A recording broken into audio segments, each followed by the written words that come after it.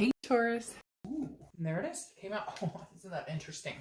Very interesting. Your counterpart, the reconciliation, got the Knight of Swords, and I switched these up. So it's very interesting to me to see how the signs are still connected because I literally do like these reconciliation, then Leo's reconciliation, then single, then Leo. And so I've already done a read between yours and the reconciliation. You still got this card, which they had as a clarification card for their distant future. The Knight of Wands is daring, energetic, very romantic, knight in shining armor, sweep you off your feet. So I'm feeling like maybe you're having that type of situation, but for majority of you, I feel like it's more of a hope. Like, where is this person? I'm looking for something pretty special, something pretty spectacular. You know, where is this person? And maybe some of you are kind of like, look, I'm not dating. If somebody comes in and charges forward and says, hey, I want to get to know you, let's go out. You're like, great. But I don't feel like you're the one charging forward in this. You're kind of like letting somebody else chart, or you're kind of like, you know, I've been looking for a while. It's time now. Somebody else needs to make the effort. I feel like you're kind of like, I get this exhausted feeling. All right. The first card you have coming into the month is the Ten of Swords, which is a very interesting card to have coming into the month. Now, I will preface this, the Ten of Swords is sometimes about illness, loss, tragedy. So I want to clarify that really quick. But it tells me that some of you may have had some sort of tragedy recently. Not a relationship tragedy, but lost a loved one, grandparent, parent, something tragic, because the 10 can often represent that type of loss. However, yeah, and then you have the Six of Swords crowning that, which is abandonment, retreat. So it doesn't even have to be a physical loss. This is a loss of something. It could even be a pet. But this is some sort of right here, like you left the situation. Maybe this was a long time ago and you're still carrying the hurt. This is not a reconciliation type situation. You don't want this person back.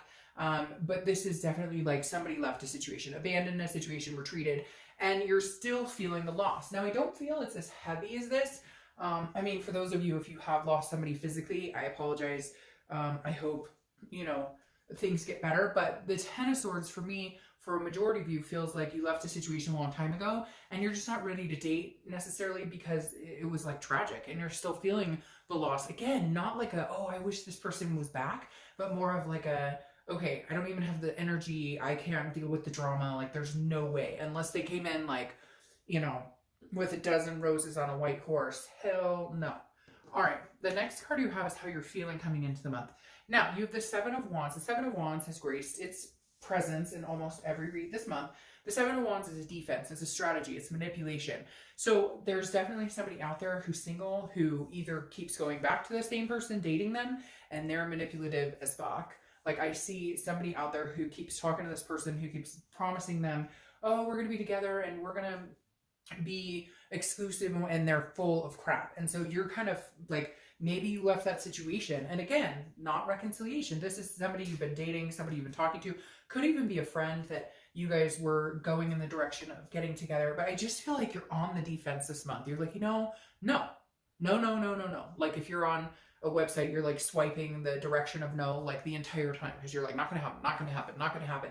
And the Seven of Wands is because like you've been manipulated. You had some crappy situations. And so your walls are up. Anytime I see this, it tells me your walls are up. You're like, no, I'm on the defense. I'm not doing this. The next card you have is anything from your distant past that needs to come up. So anything from the past 5-10 years, could be throughout childhood. You have the Page of Pentacles. The Page of Pentacles always reminds me of somebody who's very practical, very responsible, but still aspires for more than what they have or more than what they want. So the universe is kind of telling you this month, like, you still need to aspire for these dreams, even if there's been crappy stuff going on. And for a lot of you, I feel like this is maybe outside of dating, but it's kind of affected just your general overall mood or what you've been going through or what you're dealing with. And you're just like, I don't have time for this shit. I'm not interested in dating. I'm not interested in people. And I don't want to fall in love again because it always ends up like a tragedy or whatever. But the Page of Pentacles is saying, look, still aspire. Work your butt off, which he's right now is working their butt off. But the Page of Pentacles really tells me that, like, you know, you've been focused on work for so long that you need to really remember what it is you want. Remember those dreams. Remember things that made you happy. Because don't get lost in the shuffle of whatever this chaos has been going on here. All right, the next card you have is your immediate past. So over the past few weeks, past month or two, and you have the Page of Swords. All right, so you have two pages here. the Page of Swords is telling me this is somebody who's seeking truth and clarity. So you guys must have a lot of stuff going on. Again, not just in love life. Like, this tells me somebody is like thinking about their faith, questioning their spirituality, questioning in general what they want. Because again, this person's looking, they're seeking for some sort of clarity. They're seeking their truth. They're wanting to know the ins and outs of a situation. So I feel like some of you have been dating and you just have not been meeting genuine people, or something came up here where maybe you found out something about a past lover or past relationship, and I keep hearing in my head like it just keeps piling up. It's getting worse and worse. What the hell's going on? So I don't know. And again, it may be somebody, like, I hate to say tragic, but there could be something that you've experienced recently that has just made you abandon all thoughts or beliefs in love. And yet at the same time, you're still hanging on by a string. So let's see what else is going on here. The next card you have is your distant future. So over the next few months, you have the Ace of Swords. The Ace of Swords is about logic, clarity, power. This is saying you will get the clear thoughts. You will get the clear path. The fog will lift. You will be in the driver's seat. Right now, I feel like a lot of you kind of life in general. I really just want to like sob right now for some reason.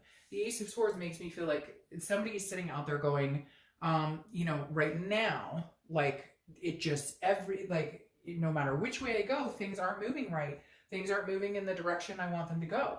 The Ace of Swords saying, wait, just wait. Like the power will be back in your court soon. For whatever reason, you've had to deal with these things. You've had to deal with everything life has thrown at you, but you won't lose the power. You'll still yield the power here. The next card you have is your immediate future. So the next few weeks throughout the month, yeah. And I don't know, maybe it's because and things are going on and it's chaos or what is going on. But you have the Five of Wands. The Five of Wands is about chaos, priorities, and competition. So maybe you're just competing for, I don't even feel like it's you're competing. I feel like you're meeting people and you feel like you're competing because you meet somebody and you think, hey, they're really cool. And then they've got like 5 other people they're talking to. And you're like, I'm not interested in dating for the rest of my life. I'm not interested in, dating like somebody who's dating 50 people. I'm looking for one decent human being to have some sort of committed relationship in the future and possibly move forward. And here it feels like maybe you're on dating sites or meetup groups and it just seems like endless chaos. But the thing about this though is priorities. So this is you kind of getting your priorities in check. This is maybe you just kind of working on life itself, work-life balance, all aspects of your life. But I feel like there's kind of a chaos that spilled over a little bit into your work, into life in general, into family, whatever it is, because it feels like this is you trying to get a rein on like every step. And so you're not feeling like going out and meeting the love of your life until everything kind of clears up. Like when it rains, it pours, right? The next card you have, goodness, what have you guys got going on? The Five of Swords. You've got some 5s going on here, so 5s may be a number you need to pay attention to, but the Five of Swords is about a Pyrrhic victory. It's about defeat. I really feel like some of you have been dating and you've just met some really crappy people. Like you've met people who've been like, oh yeah, I think you're awesome. I don't want to be on this dating site forever. And you're like, oh great.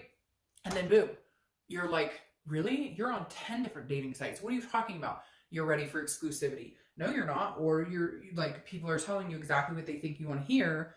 And you're just done. I feel like you're just like your bullshit meter is blown off the charts and you're just like, I'm not dealing with this.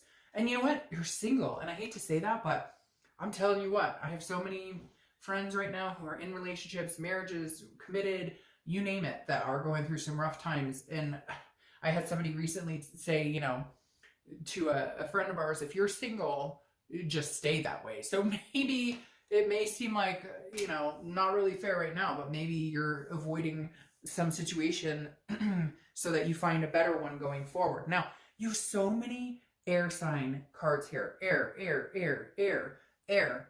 And then he's holding a sword too. So you could be dealing with a Libra, Gemini, or Aquarius. You also have fire energy. So Aries, Sagittarius, or Leo. But you have the 7 and you have 7 here. So 7s and 5s are coming up. But the 7 of Swords, this is about somebody who's like protecting themselves. It's very similar to this energy. It's a very defensive energy. The 7 of Swords is kind of like you're saving whatever energy you have for yourself because it's strategy, it's manipulation. You would rather be alone than deal with somebody's bullshit. And again, it's so similar to the Seven of Wands because they're both about strategy. And then you have these priority cards. Like this is defense and strategy, and this is strategy and worrying about manipulation. And these are priority cards. So somewhere along the lines here, you're going, I'm just protecting myself. I'm not, if this knight comes along and is like, hey, baby, then hey, good on you. I'll take a chance. But I'm not running out looking for it because right now, I'm just not. It's not worth it. But that happens. I mean, you can't let that get you down. Sometimes it's good and sometimes it's bad. Trust me, I have done it. Been there, done that. The next card you have is the Four of Cups. The Four of Cups is an apathy. It's a waste. Your worry here is that you're wasting your time. So either you are dating people currently, and again, they're not being organic with you. They're not being genuine with you. Or you've done the dating and stuff. And again, you have these ships sailing. And that makes me feel like some of you are just done. You're done. You would love to meet somebody. You still have faith that love exists or that you can find something. But it doesn't feel like, again, this is like, I've wasted so much time on people who have taken me for granted that I just don't know that I have the muster to get out there and do it right now. The next card you have is your outcome. And you have the Queen of Pentacles. So you're softening up a little bit. Some hardcore shit has happened here, but you're softening up. The Queen of Pentacles is a generosity. It's a contented energy. It's nurturing. It's loving. It's maternal, paternal. So focus on your kids if you have kids, because this is definitely a maternal, paternal energy. Focus on whatever's going to make you happy. Focus on yourself. Focus on just being content. Clear up whatever this is going on here. Clear it up. Because in the end, your outcome is a very queen-like energy, a very healthy, nurturing energy. Now, what's interesting is you're crowning with the Queen of Cups, who is a woman of mystery, okay? She's an otherness, spirituality. Ah, there you go. So I feel like you're holding on to somebody that you're dating, or you're listening to people's BS, or you're dating people that are not good for you, people that don't treat you well, that don't respect you, and all of a sudden you're going to turn and get out of it. And maybe this person does approach you. Maybe they come towards you and it lightens the mood, because all of a sudden your outcome is crowned by the Queen of Cups, who is, again, she's of otherness, a mystery. People can't wait to get to know her. People want to know all about her. Somebody's going to be very attentive here and nurturing. Somebody's going to kind of heal these wounds. And it may be through these wounds that you guys meet. Because again, it may be that you guys meet on territory that's similar. Does that make sense? Like a bereavement counseling, or just a situation where you're like, screw love, like I can't stand, and then you meet somebody who's like exactly the same, but in reality you guys nurture each other. And then you have the Two of Cups here.